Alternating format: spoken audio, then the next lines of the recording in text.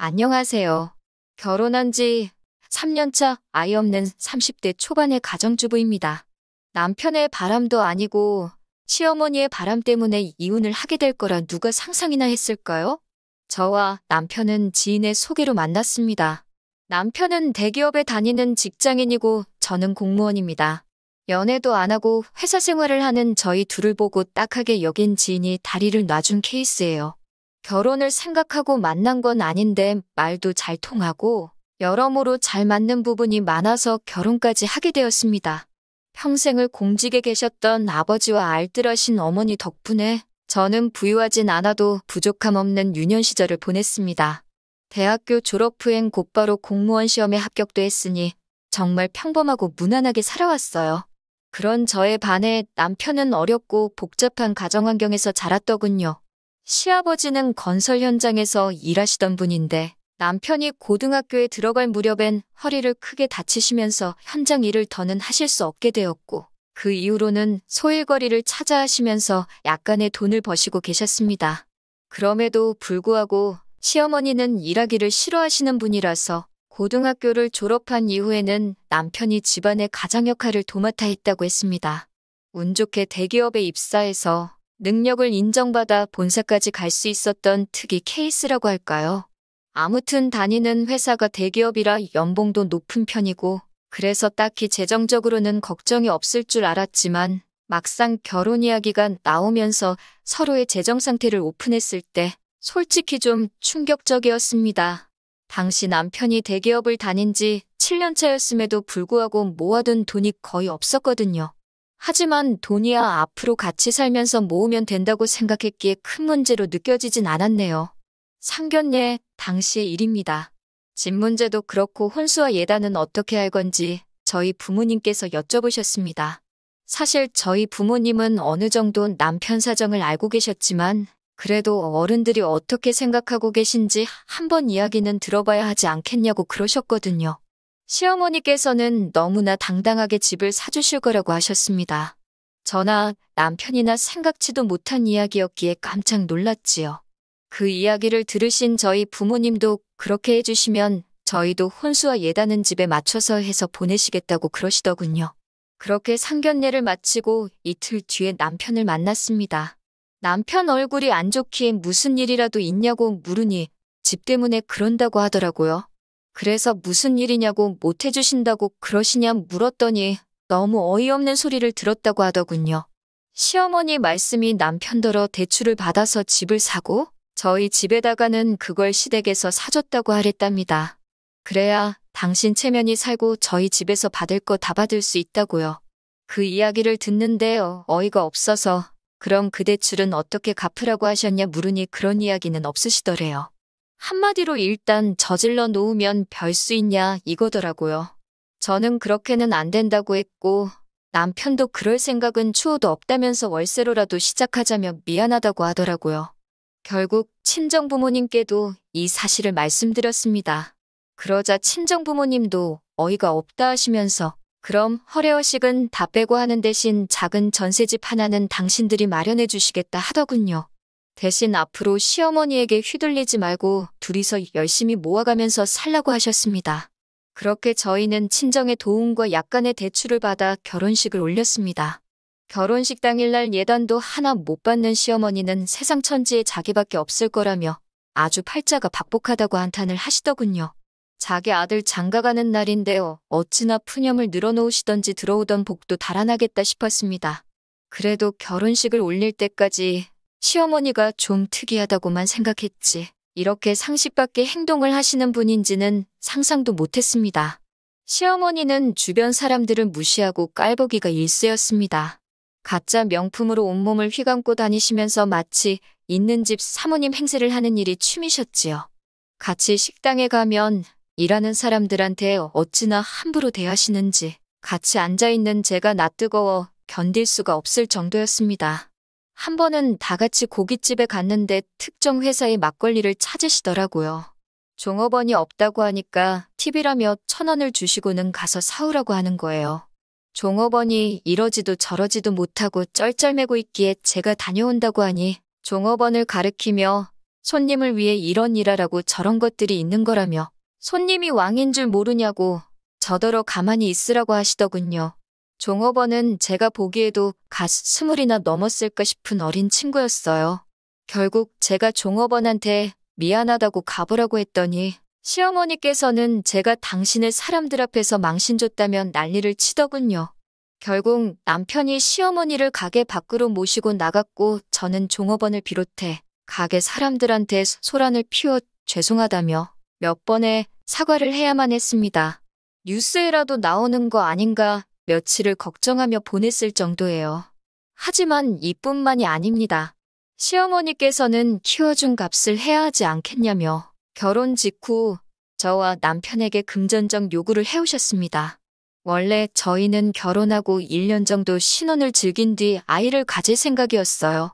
그런데 시어머니가 그 이야기를 듣더니 애 가지면 돈이 얼마나 많이 들어가는 줄 아냐면서 그러면 당신 노후는 어떻게 하냐고 일단 키워준 값부터 갚고 나서 애를 가지라고 하시더군요. 황당하고 어이가 없어서 말도 안 나와서 도대체 얼마를 갚아야 하냐고 물었더니 대기업 취직시켜서 보냈으니 돈 1억은 갚아야 하지 않겠냐고 하시더군요.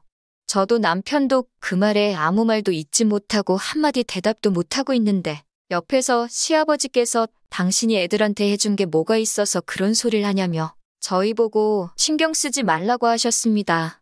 시어머니는 시아버지께 잘난 거라곤 쥐뿔도 없으면서 어딜 나서냐고 매섭게 쏘아붙이시더군요. 그러자 시아버지도 돈 못 버는 당신이 죄인이라며 자리를 피하셨습니다. 그런 시아버지를 보니 마음이 너무 불편하고 속상했습니다. 사실 시아버지는 말수가 많지는 않으셨지만 그래도 늘 저희에게 더 해주지 못해 미안하다 하시고 지난 명절에도 남들 몰래 제 주머니에 10,000원짜리 3장을 찔러 넣어주시면서 얼마 안 되지만 맛있는 거라도 사 먹으라고 하실 정도로 저희를 챙겨주시는 분이시거든요. 아무튼 아버님께서 도와주신 덕분에 키워준 값 이야기는 다시 꺼내시진 않으시더라고요. 시어머니의 막말은 정말 상대를 가리지 않았습니다. 하지만 무엇보다 제가 시어머니에게 실망하고 그로 인해 남편과 이혼까지 결심하게 된 이유는 바로 시어머니가 바람을 피우고 있었기 때문입니다.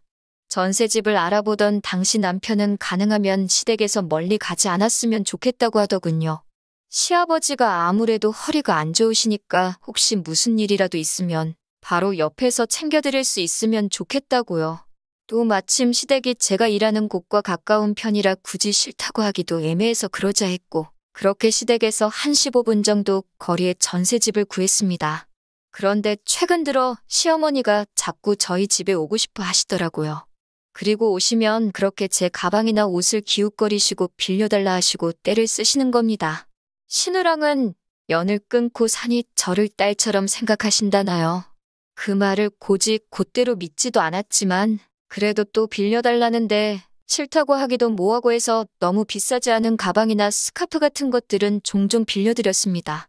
그리고 점점 그 빈도수가 잦아지고 있었어요. 그러다 언젠가부터 가끔 제 차도 빌려달라고 하시더군요. 아울렛에 가고 싶은데 차가 없어서 고생이라는 둥 가까운 데서 친구분들과 만나고 싶은데 버스 타고 어느 세월에 가냐는 식이었지요. 안 된다고 하니 그럼 데려다 달라고 하셨고 그건 더 귀찮아서 차라리 차를 빌려드린 건데 그게 화근이었을까요? 하루는 차 안에서 아저씨들이나 쓸 법한 선글라스를 주었습니다. 처음엔 시아버지 건가 생각해서 시댁에 간 날 시아버지께 선글라스를 찾았다며 돌려드렸어요. 그런데 시아버지께서 당신 물건이 아니라고 하시더라고요. 어머님이 제 차를 쓰신 다음 날에 차에서 찾았다고 말씀드렸더니 시어머니께서 약간 당황한 듯한 표정으로 아니라는데 뭘 그러냐며 당신이 버린다고 가져가시더라고요. 그때까진 저도 별로 대수롭지 않게 생각하고 있었어요. 그리고 한 이틀쯤 지나서 운전을 하고 있었는데 가벼운 접촉사고를 당했습니다. 그래서 블랙박스를 확인하게 되었는데 거기에는 생각지도 못한 대화 내용이 녹음되어 있었습니다. 시어머니와 어떤 남자분의 목소리였는데 기록을 보니 하루 이틀 있었던 일이 아니더군요. 대화 내용과 동선을 맞춰보니 둘이서 입에 담기도 민망한 곳도 가신 것 같았어요. 이 일을 남편에게 말을 해야 하나? 아는 척을 하는 게 맞나? 아니면 나만 가슴에 묻고 지나가면 되는 일 아닌가? 저 혼자 몇 날 밤을 고민하고 걱정했습니다. 그렇게 속절없는 날들이 지나던 중 주말이란 남편과 모처럼 영화관에 가려는데 시어머니로부터 전화가 걸려왔습니다. 받아보니 시아버지께서 갑자기 쓰러지셔서 병원에 와 있다고 하시더군요. 그래서 저희도 얼른 차를 돌려 병원으로 향했습니다. 시아버지는 집에서 뇌졸중이 와서 쓰러지신 것이었어요. 다행히 발견이 빨랐던 편이라 아무런 문제가 없었지만 몸 오른쪽에 마비가 오면서 결국 거동이 어려워지셨습니다. 말로는 또 언제 위기가 올지 모르니 모든 가족들이 잘 돌봐드리라고 하더군요. 그때부터였습니다. 시어머니는 당신은 병수발 못 든다며 무조건 저에게 들라고 하더라고요. 다른 집들은 그런 일은 다 며느리가 한다면서 제가 벌어봤자 얼마나 버냐고 그럴 정신으로 시아버지나 돌보고 이참에 들어와 살림이나 하라고 하시더군요. 제가 그게 무슨 소리냐고 어머님도 건강하시고 남편도 있는데 왜 제가 병수발을 드냐고 하니 남편이 자기가 저보다 돈을 더 많이 버니까 당연히 제가 해야 된다더군요. 저는 말도 안 되는 소리들 좀 하지 말라고 일단 다들 이성적으로 생각을 해보자고 했습니다. 그리고 이튿날 시어머니가 저와 남편에게 할 이야기가 있다며 연락을 해오셨습니다. 시어머니는 시아버지와 헤어지고 새로운 사랑을 찾아 떠나겠다고 하셨습니다. 이른을 바라보는 분이 그렇게 말씀하시니 어이도 없고 기가 차더군요. 제가 그분이랑 새로 살림이라도 차리려고 하시냐니까 시어머니가 흠칫 놀라더군요. 남편이 그게 무슨 소리냐고 묻길래 블랙박스에 다 찍혔더라고. 어떤 신사분하고 여기저기 놀러 다니시고 이미 아버님 저렇게 되시기 전부터 할 일 못할 일 다 하시고 다녔다고 전부 다 말해버렸어요. 그러자 남편은 제가 생각지도 못한 반응을 보였습니다. 아니 무슨 딸이 사윗감 데려온 것도 아니고 자기 어머니가 아버지 몰래 다른 남자를 만나고 있다는 소린데 그분은 뭐 하시는 분이냐 같은 걸 물어보면서 호구조사를 하고 있더라고요. 그렇게 둘이서 한참을 대화를 주고받더니 시어머니더러 그럼 이혼하고 새 출발하라고 하더라고요. 당신 지금 제정신이냐고 어떻게 얘기가 그렇게 돌아가냐고 했더니 집에 돈 있는 사람 하나라도 있으면 편하지 않겠냐며 자기는 이제 자기 부모 뒷바라지 하는데 지쳤다고 그러는 거예요. 제가 시아버지가 지금 생사를 오가시는 것도 아닌데 잠깐 거동이 불편하단 이유로 이렇게 둘 다 아버님을 버리려는 거냐고 하니까 어차피 살 만큼 사신 분 아니겠냐고 막말을 하더군요. 아무리 허리 다치면서 경제력도 잃고 가족들 고생시킨 아버님이라지만 자기 아버지가 몸이 불편하다고 저렇게 내팽개치는 남자가 다른 사람도 아니고 내 남편이었다는 사실에 소름이 다 끼쳤습니다. 시어머니는 그런 와중에 우리 아들이 드디어 정신을 차렸다며 살 사람은 잘 살아야 되지 않겠냐고 네 아버지는 이참에 그냥 요양원에 보내자고 그러는데 정말 무섭더라고요. 어머님은 몰랐을까요? 만에 하나 어머님이 거동이 불편해지셨을 때 저렇게 짐짝 내던져지듯 버림받는 게 본인이 될 수도 있다는 사실을요. 결국 저는 남편하고 1초도 더 있을 수가 없어서 시아버지를 모시던지 아니면 이혼하던지 하자고 했어요. 제가 시아버지를 모시고 싶었던 게 아니라 그래도 그 작은 효심이라도 남편에게 남아있다면 제가 기꺼이 희생을 하려고 했던 거예요. 하지만 남편은 저에게 일 그만두고 아버지는 저 혼자서만 모시고 자기랑 살던지 그게 아니면 이혼하든지 그러더군요. 그래서 제가 그럼 이혼하자고 했습니다. 막말로 나를 키워주신 분도 아닌데 제가 그렇게까지 희생할 순 없었으니까요.